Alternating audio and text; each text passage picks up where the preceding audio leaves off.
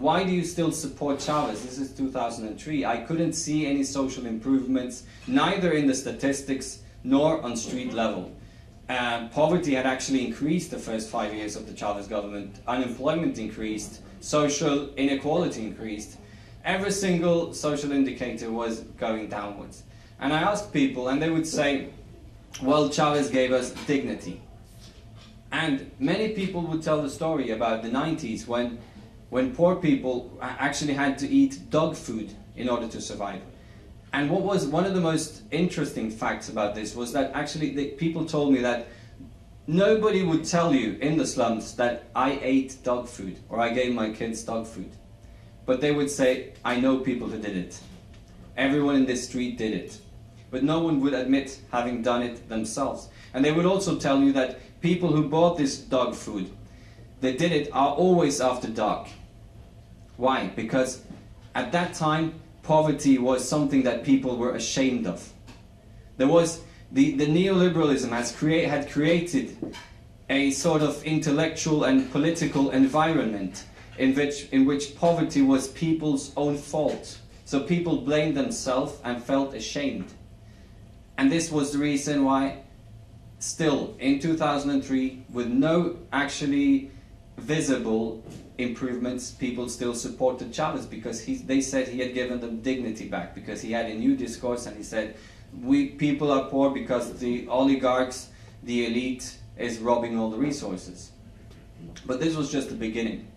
After that year, and obviously one of the biggest reasons why social indicators didn't improve was the sabotage, the economic sabotage, the military coup that made any economic improvement completely impossible. But afterwards, I would see an amazing development.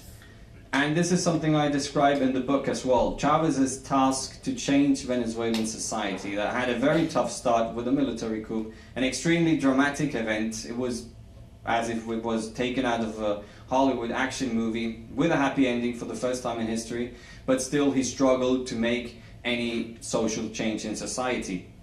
But this started to improve around 2005. And I remember especially the first time that I realized that huge change is actually taking place. I went to this this shopping center. It's called El Sambil. And I'd been there, the first time I was there in 2002, I saw only white people. I was like, the average shopping mall customer looked like me, completely European, white, which in Venezuela normally, but not always, but it normally means that you have money. So people often mistook me and thought I was a rich Venezuelan. And everyone who bought there were white. The only colored people, poor people, who speak with the sociolect or a dialect of poor people were the ones who were serving or cleaning the floor, cleaning the tables, serving the ice cream. And then suddenly in 2006, I hadn't been there for a couple of years, there was a huge line to buy this delicious Italian ice cream. That was the reason why I went there. And then I suddenly realized that everyone, the half, or at least half of the people in the queue, were actually dark-skinned people who spoke like this loud voices and telling the jokes that they tell in the barrio. So it was, for the first time in history, these guys were on the other side of the desk. They were not just serving, they were actually buying. And then a couple of years later, the economic statistics started to come out of the UN, the United Nations systems, and they were telling the story about how extreme poverty in Venezuela was actually reduced by 70%, a completely incredible number that nobody had imagined when Chavez entered office. Poverty was cut in half, unemployment was cut in half, illiteracy was completely eradicated, hunger was reduced to a historically low level, and income disparities also very powerfully reduced. So this was how Chavez actually won a very important victory in changing a society that had been one of the most unequal societies in the world. Actually, Venezuela in the 90s were about to reach the same level of social inequality as South Africa during the apartheid system, which was a quite incredible achievement. Now this was being reversed by Chavez's social and economic reforms. The second stage of Chavez's offensive was the international stage. It started in 2005 At least that was when it was most visible. There was a huge meeting in Argentina, in Mar del Plata, summit between all the South American presidents, all the Latin American presidents, and the US presidents. And what was at stake at this meeting was a quite huge thing. An American president said around 100 years ago that soon will be the day when the US flag will be waving from Alaska to Panama to Patagonia, which means the whole Latin American continent, because the whole continent belongs to us because of our moral superiority. These are the words of an American president. Now, this never came to happen politically, but it was about to happen economically, and this was the subject of this summit in Argentina, because the US had prepared the largest free trade agreement in the history of mankind. And this free trade agreement would mean that Latin America, which is the continent in the world with the biggest amount of natural resources, would be completely disposed of any political possibilities of taking their own decisions, of governing their own natural resources. This free trade agreement would mean that any government, any Latin American government, be it democratically elected or not, if they tried to change the rules of the game in the economy, the punishment that were established in this free trade agreement would be so powerful that it would be politically impossible to do it. You would have to follow the orders. So it would mean the end of democracy for all future, actually.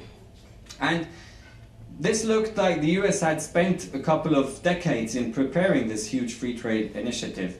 And it looked like, only a couple of years ago, this looked like a piece of cake. But when you read the major US newspapers in front of this summit, they said, well, this is a very nice free trade agreement, everyone should agree with this, but we have one big problem. And the problem was named Hugo Chavez. And we all know that this was in the era of anti-globalization protests, but in other summits you would have kids throwing stones, fighting against the police, but it would have absolutely no impact on what people would decide, what neoliberal governments and business elite would decide inside the meeting buildings. But in this case, Chavez was there, and this was the first time the world got to see this incredible mix of Chavez's personal populism, his way of seducing the masses, but also his incredible intelligence, his slyness in building alliances. Because what happened was that inside the summit, you had all the presidents who had started to agree with this, especially the Kirchner government of Argentina, the Brazilian government, who had started to be more and more skeptical towards free trade because of its disastrous economic and social results. But when the whole thing the whole free trade initiative collapsed, was when Chavez gathered about 50,000 Argentinians on a football stadium together with Diego Maradona, and he said, let's bury this free trade agreement, and that was where the free trade agreement died. It died on a football stadium in Mar del Plata in 2005, and that was the death of the biggest free trade agreement in the history of mankind. So that was... ¿Cómo no? I think that we should be free as well with President Kirchner. We had very serious talks with President Fox from Mexico. So things were not going on that way outside, and with all respect to President Chavez. But there was something going inside as well. Exactly. There was a very heavy dispute. I was a witness myself.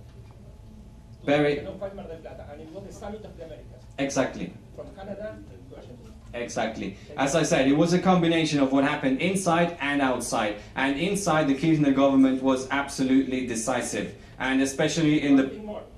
We had to change 5 times the presidents of the presidents to avoid more problems. Exactly. So many things were going inside as well. Many things. Not only outside in that football match. It was both. It was both. Outside and on the inside. And as I said, that was the...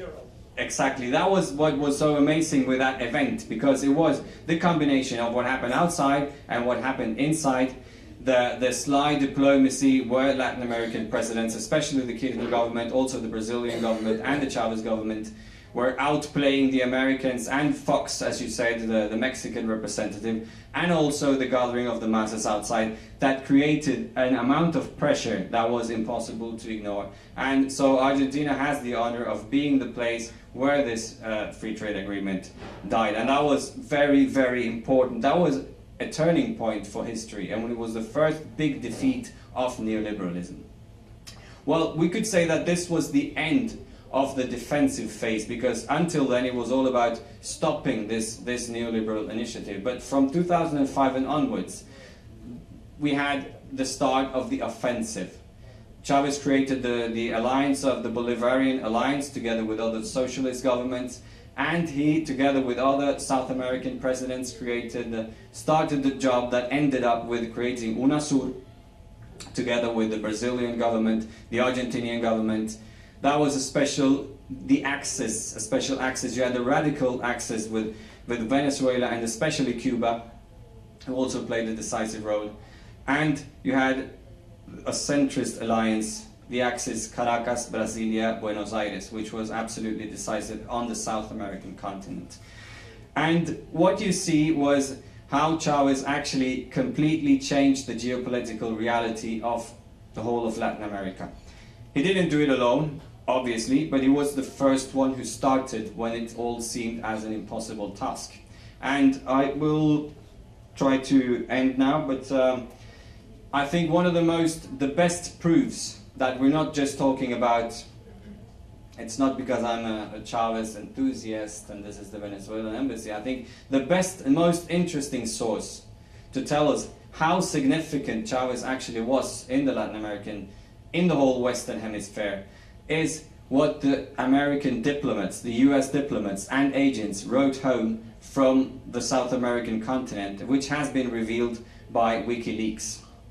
Because whereas the US government, to the outside world, tried to paint Chavez as some sort of a clown, as some sort of a funny figure, but who was completely clumsy. And this was also what the media swallowed all around the world.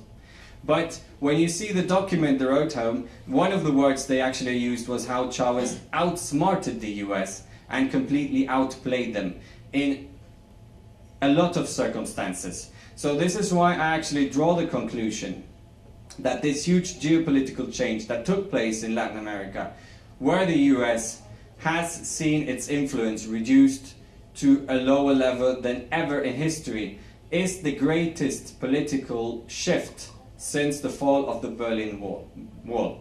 Because we're talking about the continent with the highest amount of natural resources in the world. We're talking about a continent that was completely dominated by the US for decades and almost a century.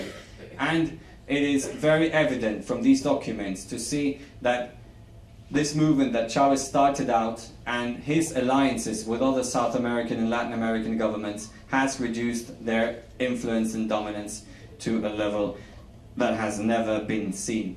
So thank you a lot. Thanks a lot for your attention, and I hope some of you will read the book. It's written in Norwegian, but it's written in a quite easily understandable language, and